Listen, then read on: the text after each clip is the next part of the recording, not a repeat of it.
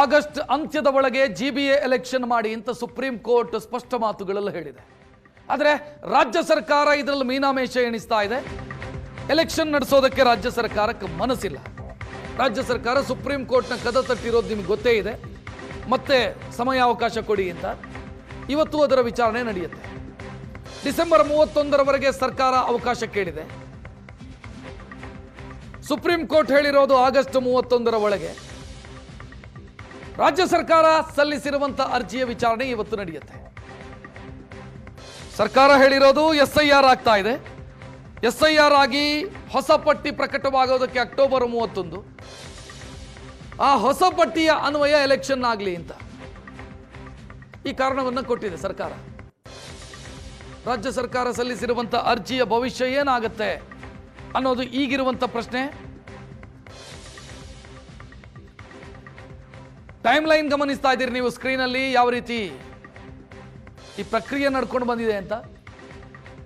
2020ಕ್ಕೆ ಆಗಿನ BBMP ಆಡಳಿತ ಅಂತ್ಯ ಆಗಿತ್ತು. ಅಲ್ಲಿಂದ ಇಲ್ಲಿಯವರೆಗೂ ಕೂಡ ಚುನಾಯಿತ ಜನಪ್ರತಿನಿಧಿಗಳಿಲ್ಲದೆ ಆಡಳಿತ ಸಾಗ್ತಾ ಇದೆ.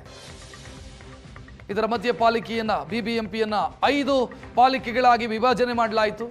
GBA ಜಾರಿಯಾಯಿತು. 5 ಪಾಲಿಕೆಗಳಾಗಿ ವಿಭಜನೆ ಮಾಡಲಾಯಿತು. ಮೀಸಲಾತಿ ಹಂಚಿಕೆ, ಮೀಸಲಾತಿ ನಿಗದಿ, ವಾರ್ಡ್ಗಳ ಮರು ವಿಂಗಡಣೆ, ಈ ಎಲ್ಲ ಪ್ರಕ್ರಿಯೆಗಳಾಗಿದೆ. ಅದರಲ್ಲಿ ಆಕ್ಷೇಪ ಬಂತು. ಸೊ ಈಗ ಸರ್ಕಾರದ ವಾದ ಏನು ಅಂತಂದ್ರೆ, SIR ಸಂದರ್ಭದಲ್ಲಿ ಚುನಾವಣೆ ನಡೆಸೋದಕ್ಕೆ ಸಿಬ್ಬಂದಿಯ ಕೊರತೆ ಇದೆ.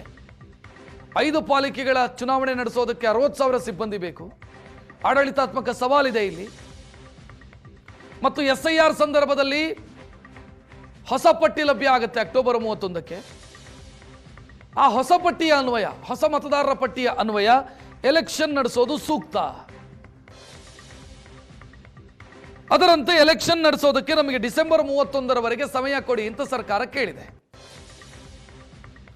ಸರ್ಕಾರದ ವಾದವನ್ನು ಸುಪ್ರೀಂ ಕೋರ್ಟ್ ಒಪ್ಪತ್ತಾ ಅಂತ ಪ್ರಶ್ನೆ. ಯಾಕಂತಂದ್ರೆ ಪದೇ ಪದೇ ಕಾಲಾವಕಾಶ ಕೇಳ್ತಾನೆ ಇದ್ದಾರೆ.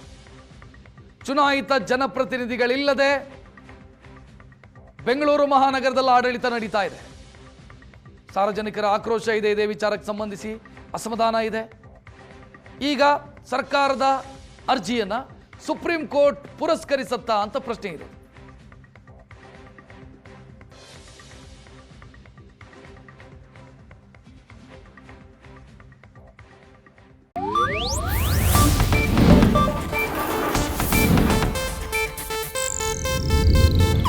ಇದು ಏಷ್ಯಾನೆಟ್ ನ್ಯೂಸ್ ನೆಟ್ವರ್ಕ್ ಪ್ರಸ್ತುತಿ.